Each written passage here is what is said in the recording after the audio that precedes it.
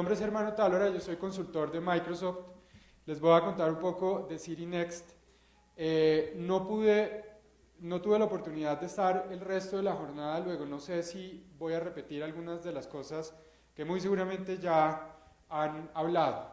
Pero si es un poquito la repetición a la repetidera, me dicen y pasamos y entramos en materia con nuestro framework. Aquí estaba el video. Listo. Vale, entonces, no hay en estos momentos un tiempo... ¿Perdón? ¿Alguien está hablando? ¿Me están... ¿Pregunta? Correcto, así es, así es. En este momento, en tecnología, señora. ¿Perdón? Usuario de Twitter, yo no tengo usuario de Twitter. No, mentira, sí tengo, pero no tuiteo mucho. No tuiteo mucho. Sí, bueno, no sé, no, ahorita les paso el usuario, ¿vale? Puede ser germán.talora, creo, mi usuario de Twitter. Listo. Entonces, efectivamente, hoy en día no hay un mejor momento para las ciudades inteligentes porque no hay un peor momento. ¿Sí? No hay un mejor momento, ¿en qué sentido? Nosotros tenemos unos servicios que hoy en día son mucho más eficientes gracias a la gran cantidad de población que se tiene que atender. Entre más personas, los servicios tienen que llegar a más lugares, a más cantidad de personas con mayores necesidades, y esto hace que sean mucho más eficientes y que la gestión de estos recursos o de estos servicios como tal mejore notablemente, sean servicios que se prestan desde el lado público o servicios que se prestan desde el lado privado. Las economías de escala, nuevamente por el tema de la cantidad de población y la densidad poblacional que tenemos, ha hecho que las ciudades inteligentes sean una realidad hoy en día. No voy a hablar de las 6, voy a hablar de las tecnologías inteligentes, que es básicamente nuestra conversación que vamos a tener hoy. Nosotros, más allá de las soluciones que construimos para empresas públicas y privadas, hay algo muy interesante y son las tendencias tecnológicas en las cuales nosotros nos apoyamos. Esas tendencias, definitivamente la nube es una gran tendencia, no hay fabricante de software que en este momento no esté pensando en la nube o no haya pensado hace más de unos 8 o 10 años en la nube. No hay, creo yo, fabricante de software que no haya pensado o no esté pensando en IoT, en el Internet de las Cosas. Es fundamental, y más sabiendo que en IoT hoy en día, de hecho está proyectado para el 2020, si no estoy mal, tener más de 50 billones, es decir, 50.000 millones de dispositivos conectados, dispositivos, sean celulares, PDAs, tablets, neveras, estufas, carros, dispositivos de los que uno normalmente encuentra en un hospital. En un hospital hoy en día hay muchos dispositivos conectados. Entonces, para el 2020 vamos a tener más de 50.000 millones de estos dispositivos. Entonces, lo que permite también que las ciudades inteligentes sean una realidad son las tendencias tecnológicas. Ahorita vamos a ver las 5 tendencias tecnológicas que están permitiendo esto. Y hay otro tema muy interesante, que es este de acá, nuestros amigos los millennials. No sé si hablaron de este tema durante la jornada. Hablamos en el conversatorio de cierre. Ok, bueno, los millennials es un tema muy interesante porque son 100% digitales, eso está supremamente bien, pero tienen una forma de ver la vida completamente distinta a como la ve alguien ya entrado en los 40 como yo. La ven de una manera despreocupada, ¿sí? Lo cual está bien, yo creo que tenemos mucho que aprender de ellos, pero lo que más tenemos que aprender es que son personas 100% conectadas y son personas que dependen de esa conectividad, y son personas 100% digitales en el dispositivo en el que se encuentran. Puede ser su PDA, su tablet, su computador. Hoy en día no hay millennial que tenga una estación de trabajo, un desktop. Todos los millennials o tienen laptops o tienen desde su teléfono, hacen lo que tengan que hacer en términos de conectividad.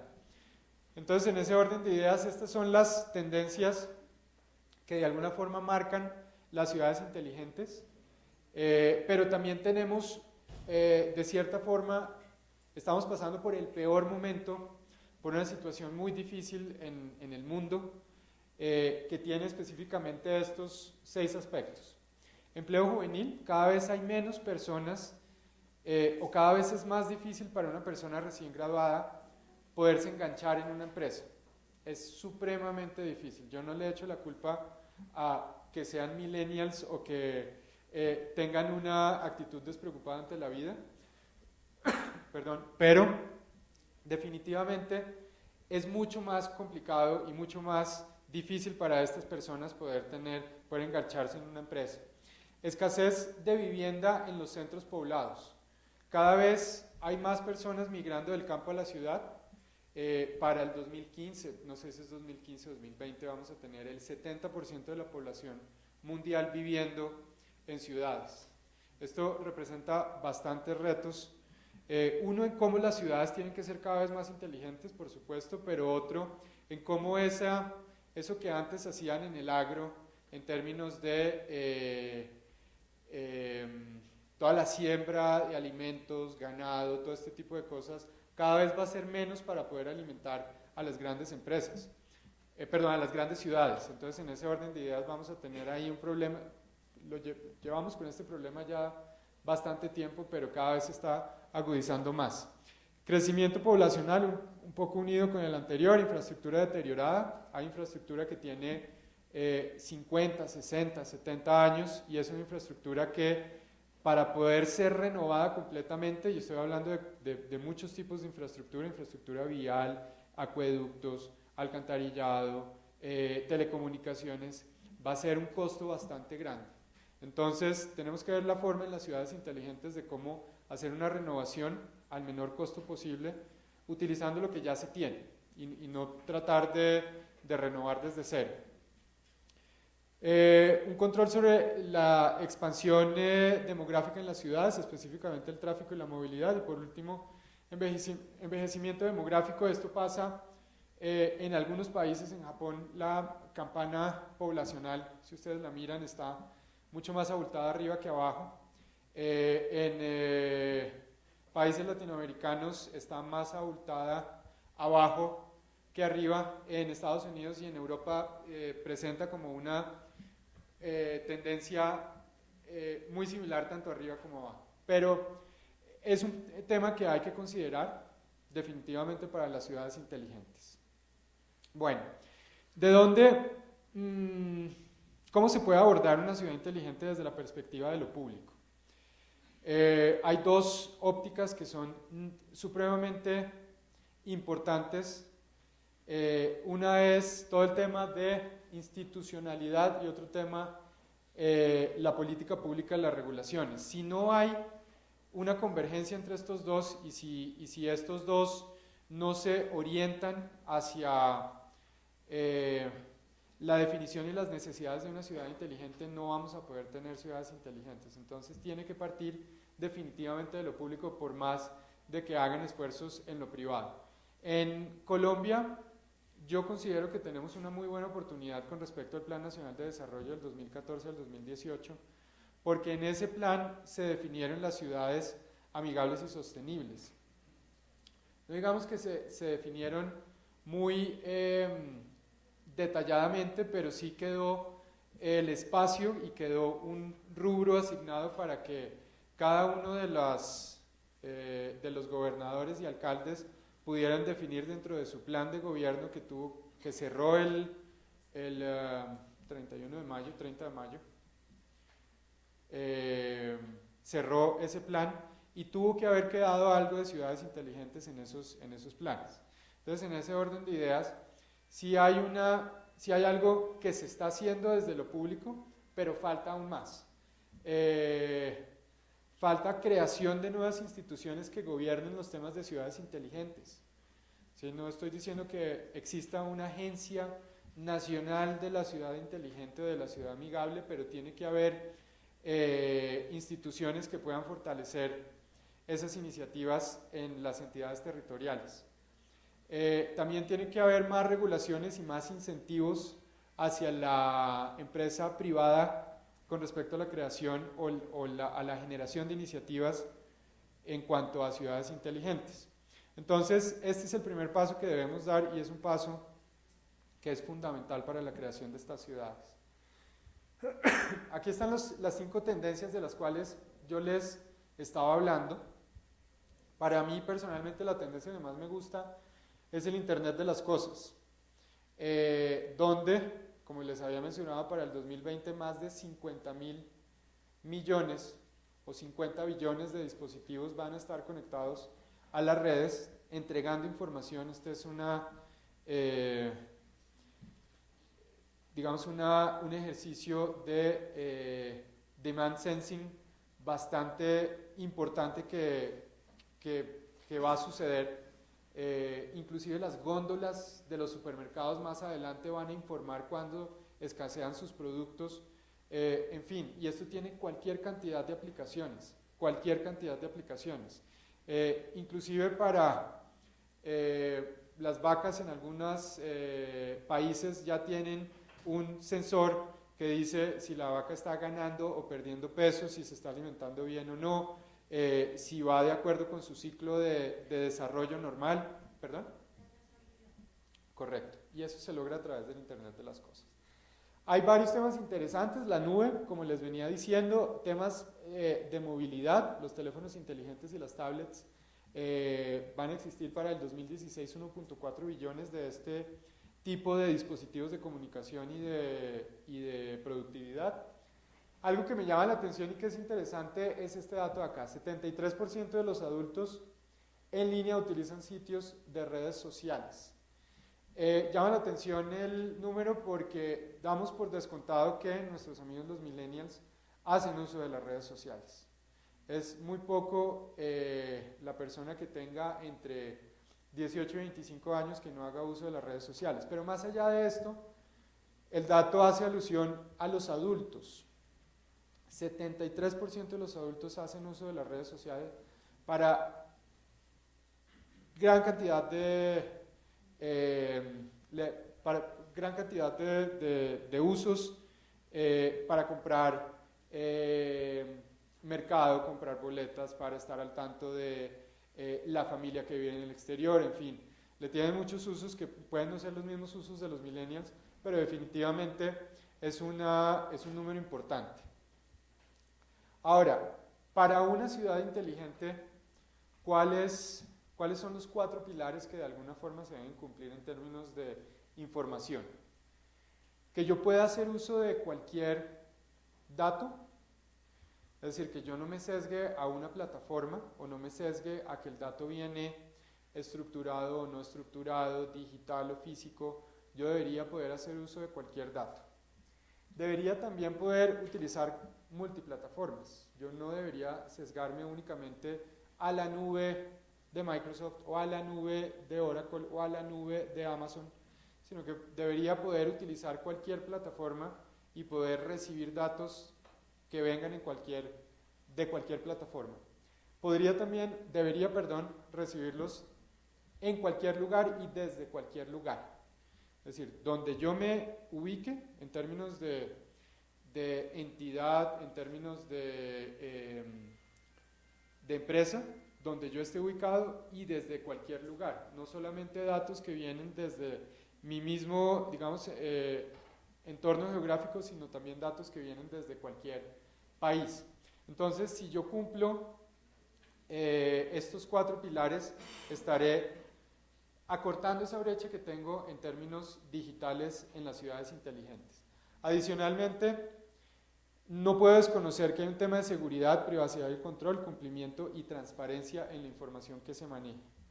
En Estados Unidos, pero mucho más en Europa, hay unas leyes muy estrictas con respecto a la seguridad y la privacidad de la información y la transparencia de la información.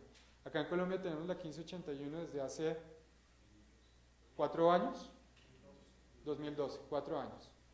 Y la 1581 nos permite o garantiza que a los titulares de información su información va a estar asegurada en el tratamiento de la información, sea quien sea responsable de ese tratamiento, sea la misma empresa o un tercero. Entonces, en ese orden de ideas, no solamente debo cumplir con los 4 pilares, sino con algunos componentes básicos de manejo de información.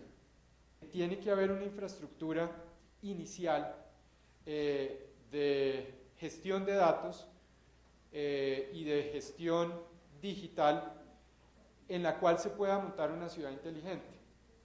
Digamos que nosotros no desconocemos que tenga que existir esa infraestructura, pero lo que sí hacemos es que, independientemente de si existe o no, nuestro enfoque está basado en la necesidad particular del ciudadano, no en la necesidad de crear nuevas infraestructuras o de crear nuevas autopistas de la información o de generar e incrementar la base de IoT. No, nosotros nos estamos centrando específicamente en las necesidades del ciudadano. Ahora, ¿cómo hacemos nosotros, ya específicamente hablando de los temas de ciudades inteligentes, para hacer que exista o que se logren las ciudades inteligentes? Nosotros tenemos tres grandes objetivos o 3 grandes pilares en la consecución de una ciudad inteligente. Primero es la transformación a partir de lo digital. Luego es el involucramiento de ciudadanos y de negocios con un link evidente o con un enlace evidente en lo público, es decir, quien debe dirigir y quien debe tomar la batuta de liderazgo de todos estos temas debe ser las entidades públicas, y de ahí tiene que partir todo. Y por último, implementamos una serie de aceleradores que permiten innovar en cuanto a los qué requieren los ciudadanos, cómo se lo hacemos llegar de la mejor forma, más rápido y más eficiente, y por último haciendo pues uso de todas las oportunidades que encontramos en las necesidades de los ciudadanos. ¿Cómo se logra? Y hay 2 puntos fundamentales. El primero es construir sobre lo construido. Esto es uno de los fundamentales de la política pública de hoy en día, especialmente con todas las directrices de austeridad en el gasto y todo este tipo de cosas. Se debe construir sobre lo construido y no se debe desechar cualquier cosa que se haya ya hecho con dinero público. Y adicionalmente, teniendo en cuenta que no todas las ciudades son iguales, porque tienen unas caracterizaciones diferentes y especificaciones diferentes, entonces cada quien innova a su ritmo. Ahora, sabiendo que nosotros nos centramos en la gente y son nuestro punto de partida, ¿cómo vemos nosotros las ciudades inteligentes? Las vemos desde 4 perspectivas: ciudades digitales y sostenibles, ciudades más seguras, ciudades saludables y ciudades que educan. En cada uno de estos pilares nosotros tenemos una serie de soluciones que hemos construido en algún momento para alguna ciudad inteligente en el mundo, pero que no nos limitamos a estas. ¿Sí? De pronto una solución de digamos, monitoreo de vecindades es distinta en Colombia como puede ser en Bangkok o como puede ser en Chicago. Pero básicamente la solución permite hacer lo mismo. Permite que todas las personas a través de un PDA puedan estar informando, o a través de un teléfono inteligente puedan estar informando qué está pasando en su vecindario, y teniendo una serie de alertas tempranas ante la misma comunidad y ante la policía si algo llegan a ver que es anómalo. Pero aquí puede funcionar distinto a como funciona en otras ciudades. Entonces, estos son los 4 pilares que nosotros tenemos en términos de ciudades inteligentes. Aquí están las soluciones que nosotros tenemos en estos diferentes pilares o diferentes sectores o silos. Y Intencionalmente, ¿ustedes alcanzan a ver todo? ¿No? Está intencionalmente pequeño. Para que no se nos vuelva esto una charla comercial, pero adicionalmente para que vean que son muchas, ¿sí?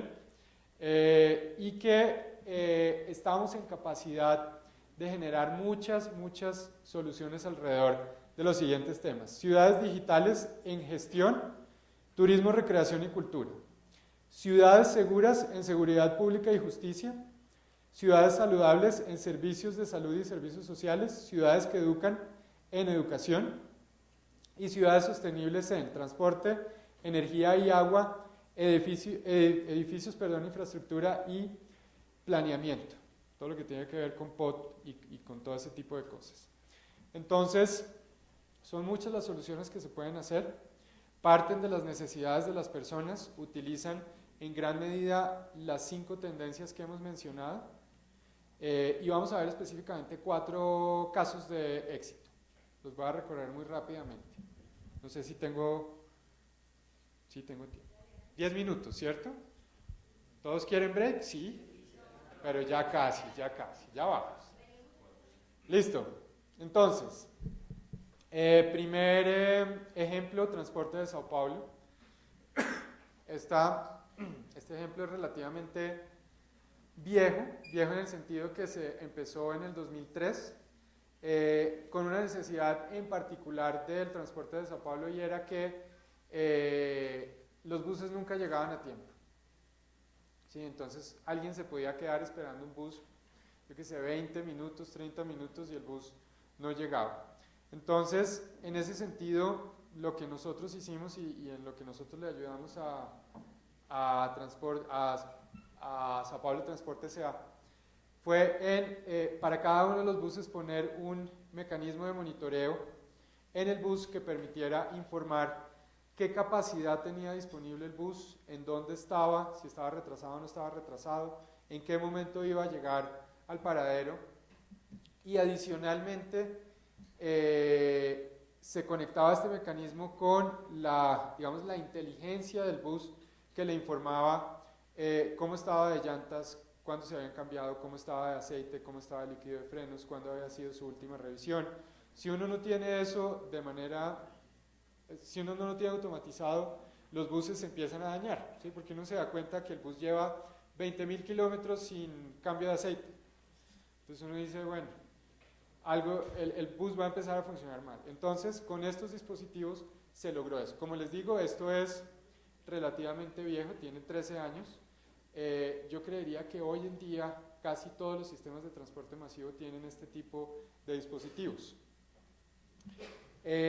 Otro tema, esto va generando calidad de vida, pero adicionalmente yo puedo empezar a hacer un diseño urbanístico de acuerdo con la posibilidad de informar previamente si el bus va a llegar o no va a llegar. Es decir, yo ya no voy a necesitar un paradero que me albergue 50 personas, sino muy seguramente voy a necesitar un paradero para 5, máximo 10 personas, ¿sí? Porque ya todos en su teléfono inteligente o en centrales de información o como sea, van a poder saber en qué momento llega el bus y dirigirse exactamente en ese momento al paradero. Entonces esto tiene muchos beneficios adicionales a el mero hecho de saber si llega o no llega el bus, y también al hecho de hacer un mantenimiento preventivo de los autobuses. Bueno, tenemos otro muy interesante que es también con el Departamento de Educación de Sao Paulo. Y este tema es interesante en el sentido en que los estudiantes, no digamos que poco o nada, pero el currículum de una carrera como ingeniería industrial o como ingeniería mecánica o electrónica no varía mucho. No estoy diciendo que sea el mismo de hace 30 o 40 años, pero en esencia se mantienen como ciertas materias o cierto enfoque. Es muy poco lo que se hace en términos de cuáles son las habilidades blandas que requiere una persona que está saliendo al mundo laboral y que necesita prácticamente en un 30 o 40% un conocimiento muy importante de cómo manejar una suite de ofimática, de cómo manejar internet, de cómo hacer búsquedas en internet, y no lo digo en una universidad como el Externado, ni en una universidad como los Andes, lo digo en universidades regionales, universidades mucho más pequeñas, que no tienen la posibilidad de tener el acceso que nosotros normalmente tenemos a este tipo de recursos. Entonces, con la Universidad de Sao Paulo nosotros preparamos más de 4 millones de estudiantes para que pudieran salir al mundo y lo pudieran enfrentar mucho mejor con habilidades blandas, habilidades digitales blandas, que es muy importante. Y a veces uno dice, ¿cómo puede ser esto ejemplo de una ciudad inteligente? Y sí es ejemplo de una ciudad inteligente en el sentido de que yo estoy habilitando a los ciudadanos a partir de una necesidad clara del ciudadano de cómo puedo hacerlo, cómo puedo hacer para que se enganche más fácilmente con una empresa. Si ustedes se acuerdan, en el primer slide yo les mostraba que el desempleo juvenil está creciendo enormemente. Esto de alguna forma hace que ese desempleo de alguna forma baje. Entonces, este es definitivamente un ejemplo de una ciudad inteligente. Tenemos también un ejemplo de un servicio que le prestamos al Centro Nacional de Servicios a los Ciudadanos en Ciudad de Panamá. Ellos no tenían la forma, solamente se comunicaban con las 46 agencias públicas descentralizadas y las 11 entidades separadas de los 40 departamentos, de los 14 departamentos, perdón. Se tenía que comunicar directamente con cada una. Si yo quería hacer un trámite de un pase o el registro civil o una autenticación, tenía que hacerlo directamente con la entidad. Y si me pedían algo que otra entidad tuviera, no había la forma de intercomunicarse o de interoperar entre las entidades. Nosotros habilitamos un centro donde se volvió el único punto de contacto para todas estas 46 agencias públicas y 11 entidades, y a través de ahí, con una atención 7x24, se logró reducir el tiempo de las llamadas de minutos a segundos, porque ya las personas no tenían que esperar a que averiguaran o a que lo conectaran a uno con otra entidad. Se redujo de minutos a segundos, con más del 80% de casos resueltos rápidamente, habilitando el acceso libre a cualquier agencia del gobierno 7x24 y además incrementando la satisfacción de los ciudadanos. Entonces, es una solución relativamente sencilla, fácil, pero hace parte de las soluciones de ciudades inteligentes. Son soluciones que de alguna forma se deberían plantear de manera articulada. En el manual de gobierno en línea se habla mucho de las ventanillas únicas, se habla mucho de las PQRS, de todo este tipo de cosas, pero de manera muy descentralizada para cada una de las entidades.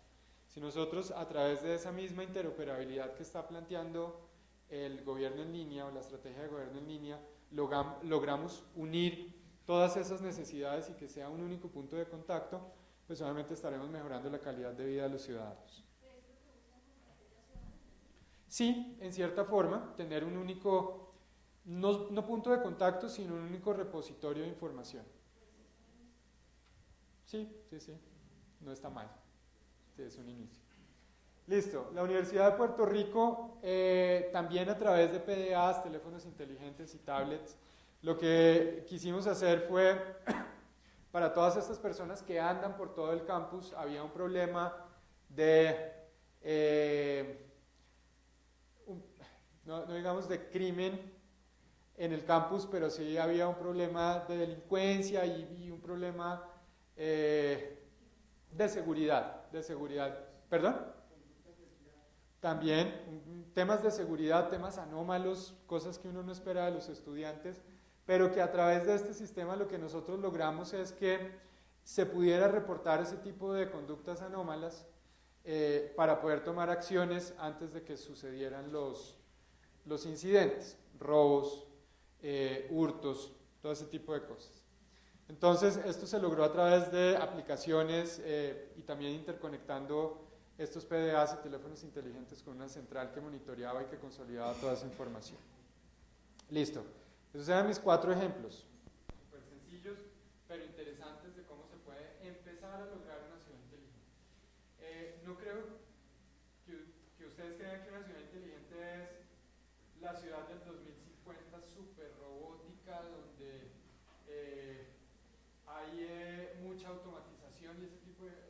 una ciudad inteligente es una ciudad que se logra a través de esos ejemplos sencillos. Nosotros también, a través de la Fundación Metrópoli y de FINDETEP, participamos en dos proyectos muy interesantes. Uno es Diamante, Caribe y Santanderes, donde se lograron territorios inteligentes, pues se plantearon territorios inteligentes. Pero adicionalmente hay otro ejemplo en México, muy parecido, también con la Fundación Metrópoli. Entonces, ese es un buen punto de partida. Lo más interesante es que es el primer caso de éxito de planteamiento de territorios inteligentes en Colombia. ¿Qué se logró? Hasta el momento nada, pero es que esto es del año pasado. Y esto está planteado creo que a 20 años.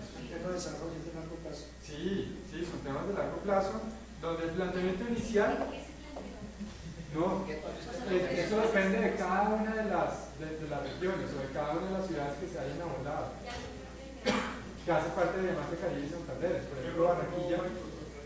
¿Perdón? Consultores.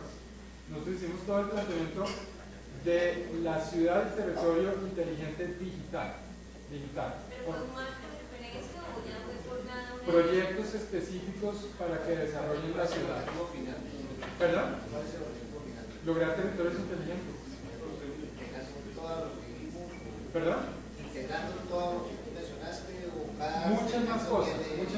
De hecho, el planteamiento digital era muy pequeño en todo lo que se planteó en términos de proyectos. Había unos megaproyectos de infraestructura vial, infraestructura de puertos, infraestructura logística, infraestructura de salud, megaproyectos planteados en ese entregable final. Nosotros nos encargamos de la parte digital, ¿sí? Donde la parte digital apalanca esos proyectos, pero también tiene iniciativas propias. ¿Perdón? Correcto. Así es. El futuro de la ciudad inteligente comienza hace rato, la verdad. Pero digamos que comienza hoy construyendo un puente del futuro, con la tecnología y la experiencia para hacerlo realidad y trabajando juntos entre empresas del sector público, como son todas las gobernaciones, secretarías, alcaldías, entidades del orden nacional y las empresas del sector privado. Aquí lo que funciona son las alianzas público-privadas, finalmente.